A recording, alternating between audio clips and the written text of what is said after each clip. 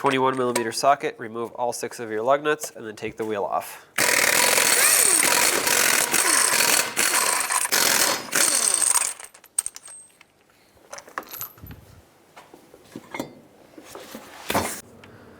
I'm going to remove the cotter pin,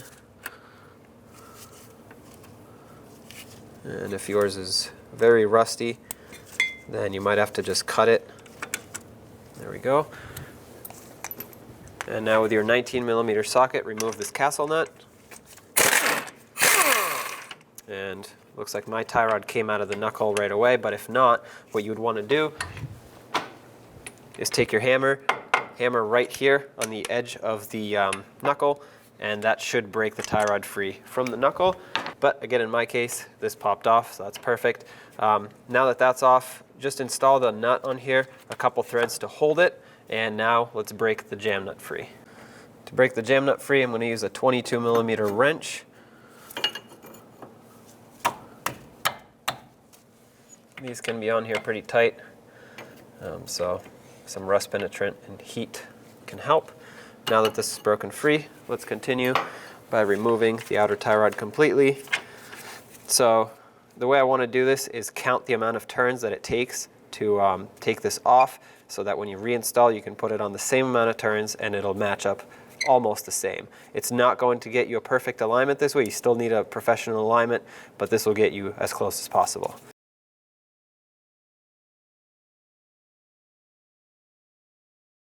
Okay, so I had about 14.5 turns.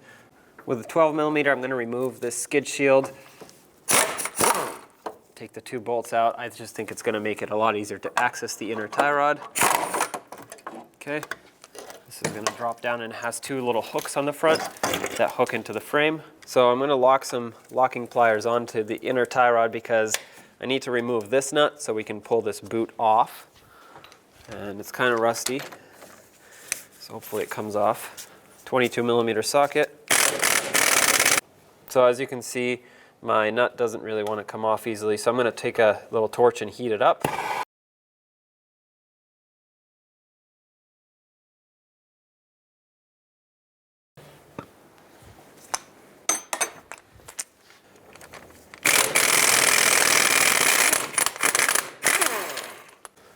With some needle nose pliers, I'm going to grab onto this clamp and remove it.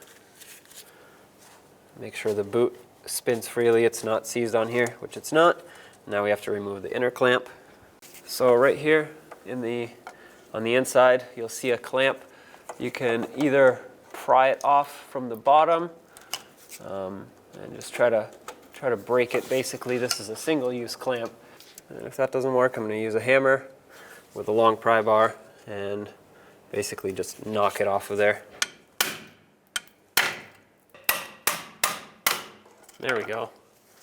That's what I wanted to do. Now that it's broken off, you can just remove it. And of course, like I said, this is a single-use clamp. Now you can pull the bellows boot off the rack and pull it off of your tie rod end. Now, your inner tie rod should have come with this little packet of grease.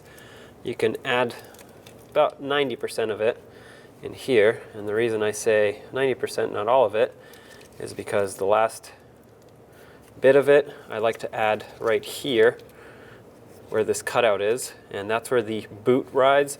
And if you do this, it's going to actually prevent that rubber from sticking onto the tie rod. So when you have your alignment professional align the vehicle and they twist the tie rod, it's not going to twist and rip this boot off. It's going to slide easily on the grease. So put most of it in here and just work it in a little bit. This is going to prevent the joint from wearing out prematurely, and it's going to prevent rust from building up. Now I'm going to take my boot, and with a wire tie, I'm going to secure the boot on the inner part of it, or you can use another one of those single-use clamps, but you need a special tool for that. I'm going to start this wire tie on here, that way when I put it on, it's not going to take too much effort to secure it. Slide this on all the way. Alright, so fully seated on the power steering rack up here. Make sure that it's completely engaged. You want to take that wire tie and tighten it up as much as you can.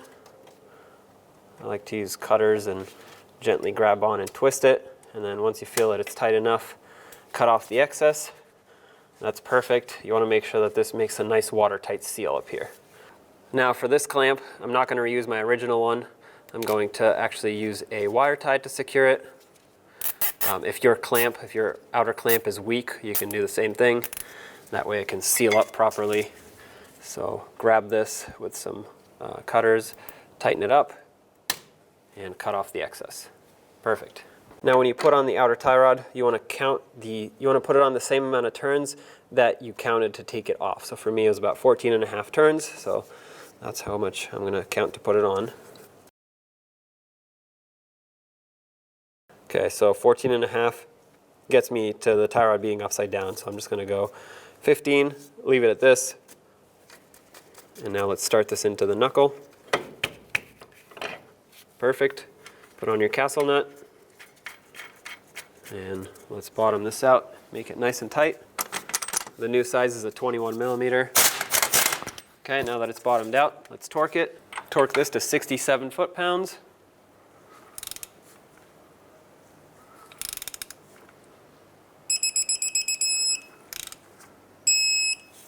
And now you want to look at the little castle slots in the castle nut. You want to make sure it lines up with the hole for the cotter pin.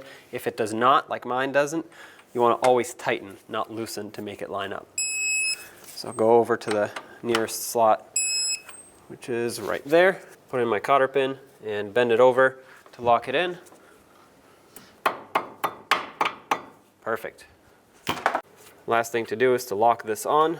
Make sure that's nice and snug, and then once you're done, move it back so that the tie rod isn't sitting at an angle. You want to make sure it's basically parallel with the knuckle.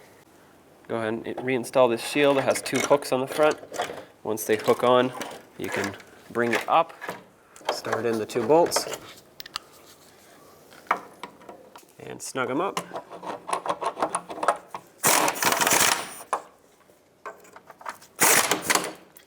Perfect. Go ahead and reinstall the wheel. Start on all 6 of your lug nuts, bottom them out, and then torque them to 83 foot-pounds.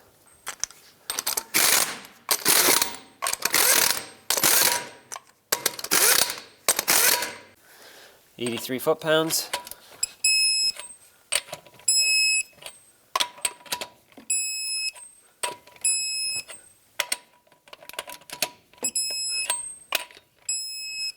All right.